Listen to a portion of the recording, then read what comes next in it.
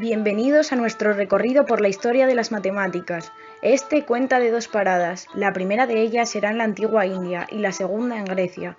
Esperamos que disfrutéis de la aventura y aprendáis de ella. Nos vemos al final y comprobaremos si te suena.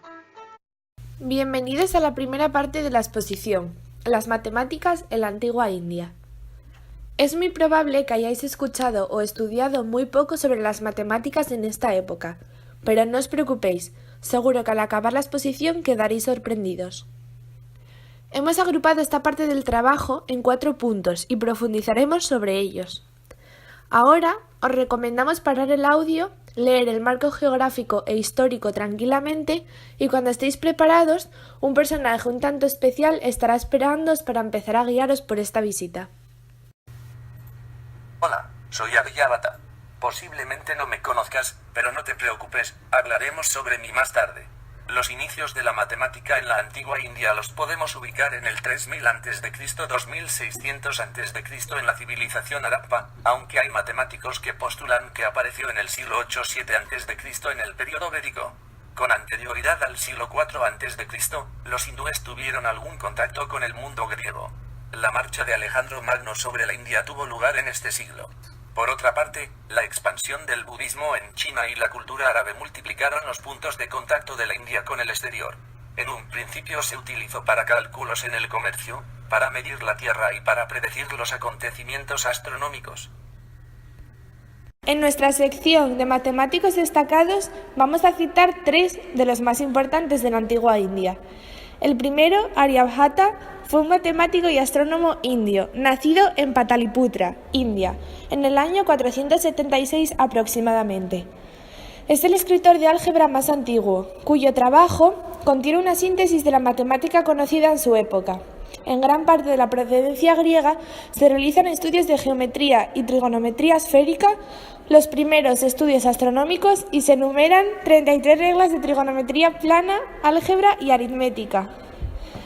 Brahmagupta desempeñó sus labores como matemático, así como también de astrónomo en India. Estableció reglas para la aritmética con los números negativos y fue el primero que definió y utilizó el cero para los cálculos. La fórmula de Brahmagupta, que permite encontrar el área de cualquier cuadrilátero, dadas las longitudes de los lados y algunos de los ángulos, lleva su nombre. Más tarde profundizaremos sobre ello también. Bhaskara II, también conocido como Bhaskara Acharya, fue un matemático y astrónomo indio, conocido por ser el creador de la fórmula cuadrática o resolvente. Sin duda, las matemáticas de la antigua India aportaron innovaciones, modernizaron las matemáticas y la concepción que se tenía de ellas. Destacamos una serie de aportaciones fundamentales. La primera, utilizaron los números negativos y creyeron en el cero. Se les debe el invento trascendental de la notación posicional empleando la cifra 0 como valor nulo. Ahora bien, ¿qué es la notación posicional? Es un sistema de numeración en el cual cada dígito posee un valor que depende de su posición relativa, la cual está determinada por una base, que es el número de dígitos necesarios para escribir cualquier número.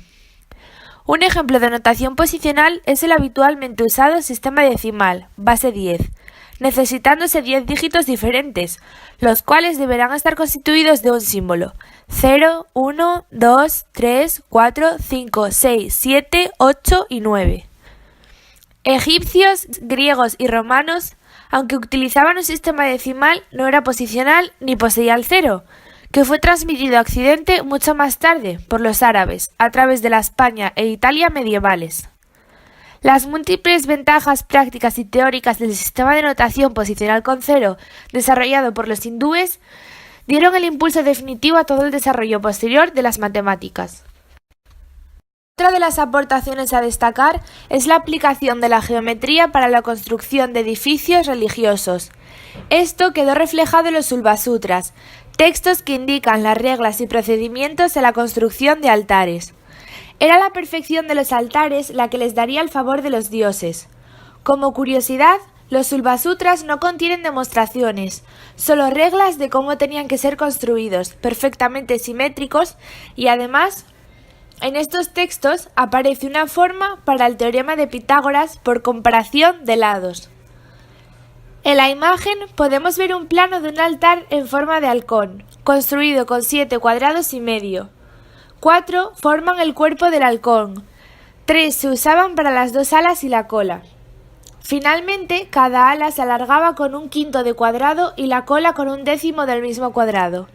Cada uno de estos cuadrados tenía por cada lado una purusa, unidad de medida equivalente a la altura de un hombre con los brazos levantados. También, aparte de estas 2 innovaciones que acabamos de citar, hay otras 3 que también caben destacar. Aceptaron como válidos los números irracionales. Profundizaron en la obtención de reglas de resolución de ecuaciones lineales y cuadráticas, y además hay evidencias arqueológicas que indican que los hindúes usaban sistema de numeración de base octal y tenían un valor aproximado para el número pi. Sacamos el manuscrito Bakshali como curiosidad, texto que contiene el registro más antiguo del número 0. Lo componen 70 páginas de corteza de abedul. Investigaciones previas habían concluido erróneamente que el texto databa del siglo VIII. Ahora se sabe que la hoja a la que se hace referencia al 0 data del siglo III. Está escrito en sánscrito y se cree que era un manual práctico para los mercaderes que comerciaban a lo largo de la ruta de la seda. Incluye ejercicios de aritmética y algo similar al álgebra, además de soluciones de ecuaciones lineales con hasta 5 incógnitas, la solución de la ecuación de segundo grado, las progresiones aritméticas y geométricas, las series compuestas, las ecuaciones cuadráticas indeterminadas y las ecuaciones simultáneas. Todo ello supone un descubrimiento de vital importancia para la historia de las matemáticas. El texto fue encontrado por un campesino en 1881, enterrado en un campo de un poblado llamado Bakshali, en lo que ahora es Pakistán. Más tarde fue adquirido por un académico experto en cultura india que lo llevó a Reino Unido en 1902. Ahora pasaremos a la segunda parte de la exposición, las matemáticas en Grecia. Para comenzar, un personaje traído de esta época os hablará sobre la situación de las matemáticas antes de los griegos. Hola, soy Tales de Mileto, uno de los matemáticos más importantes de la historia. Grecia fue uno de los pueblos que revolucionó la historia de las matemáticas para siempre. Antes de mí, estaban los babilonios. Introdujeron el sistema de medición del tiempo que tenemos hoy en día. Dividieron los días en 24 horas, las horas en 60 minutos y los minutos en 60 segundos. Ya planteaba problemas sobre cuentas diarias, contratos, préstamos de interés simple y compuesto. En geometría conocían las propiedades de los triángulos y en álgebra problemas de hasta 4º grado. Después de ellos, vinieron los egipcios, que ya conocían los números naturales y los racionales positivos de numerador 1. Aportaron la aproximación más acertada de pi, 3,16. Resolvían ecuaciones de segundo grado y raíces cuadradas para aplicarlas a los problemas de áreas. Aunque las matemáticas ya eran avanzadas, presentaban algunas dificultades, y su utilidad era únicamente práctica. Medir, construir, contar y utilizaban el método inductivo, que consiste en llegar a una conclusión general a partir de un conjunto de casos concretos. Los griegos, sin embargo, se preocupaban por reflexionar sobre la naturaleza de los números. Para Pitágoras, el arjé, primer elemento de todas las cosas, eran los números. Sobre la naturaleza de los objetos matemáticos. Convirtieron las matemáticas en una ciencia racional y estructurada, con propiedades que se demuestran y, al contrario que en las anteriores, utilizaban un método deductivo en el que se llega a una conclusión a partir de la información de la que disponemos. La contribución de los griegos a las matemáticas constituye el mayor avance de esta ciencia en el periodo comprendido entre la prehistoria y el Renacimiento. Los 3 problemas clásicos de la matemática griega son, en primer lugar, la cuadratura del círculo, que es el problema matemático irresoluble de geometría que consiste en hallar, con solo regla y compás, un cuadrado que posea un área que sea igual a la de un círculo dado.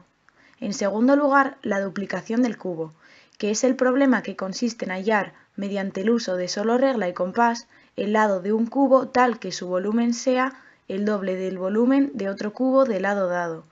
Y en tercer lugar, la trisección del ángulo, que es el problema que consiste en encontrar un ángulo cuya medida sea 1/3 de otro ángulo dado, utilizando únicamente regla y compás.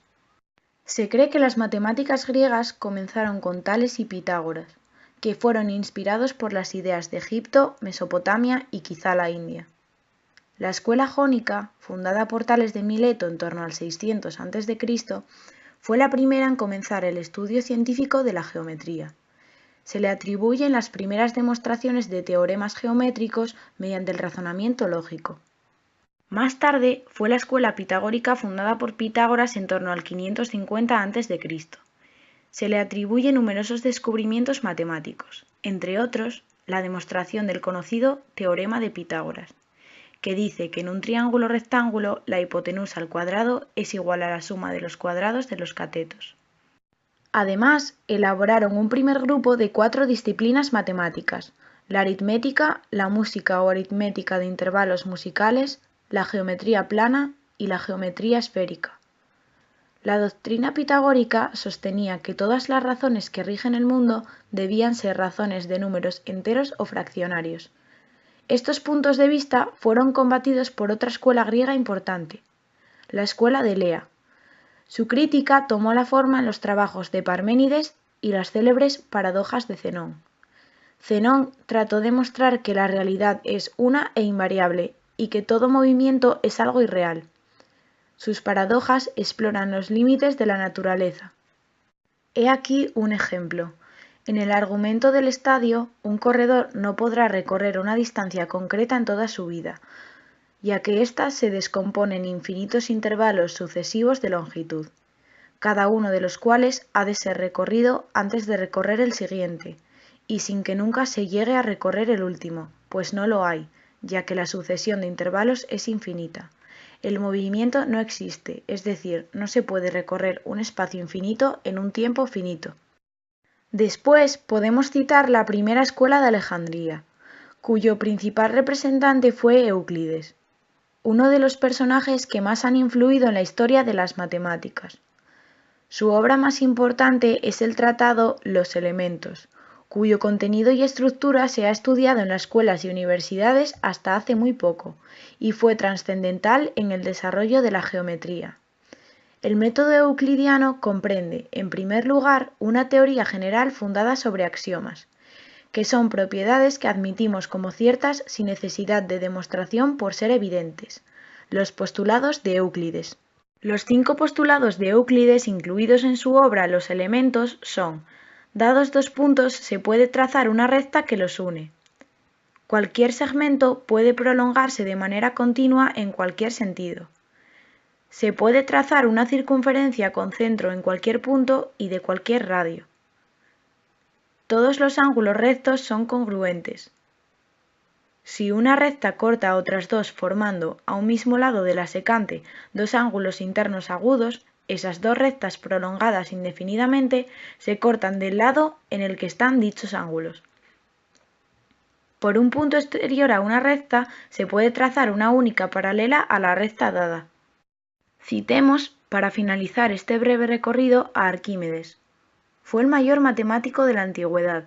Se le atribuye el cálculo de pi por aproximaciones sucesivas, la determinación de los volúmenes del cilindro y de la esfera, la cuadratura del segmento de la parábola, el empleo de los movimientos estáticos y de los centros de gravedad, etc. Estos descubrimientos abrieron el camino a la mecánica y al cálculo integral. Después de un largo intervalo durante el cual los progresos son escasos, surge otro fructífero periodo debido a la segunda escuela de Alejandría, en la que destacan Nicomán, Ptolomeo con su célebre sistema del mundo, Diofanto con sus grandes investigaciones aritméticas y Papus, cuya obra colección está compuesta de 8 libros, los cuales contienen una serie de problemas que introducen nociones geométricas importantes, como el foco de una parábola o la directriz de una cónica, y los enunciados de muchos teoremas, entre ellos el teorema de Papus, que relaciona superficies y volúmenes de sólidos de revolución con sus respectivos centroides. A partir de este momento, la ciencia helénica comienza a declinar. En Occidente, la huella de la cultura griega fue casi inexistente durante muchos años. El interés de los romanos por las matemáticas griegas se redujo a las aplicaciones prácticas de las mediciones de terrenos y cálculos, y las obras griegas no se tradujeron al latín. Fue el mundo árabe el que recogió el testigo de las matemáticas griegas. Esta última parte de la exposición ha acabado. Os recordamos que debéis regresar a la parte trasera de las cajas para escuchar el último código QR.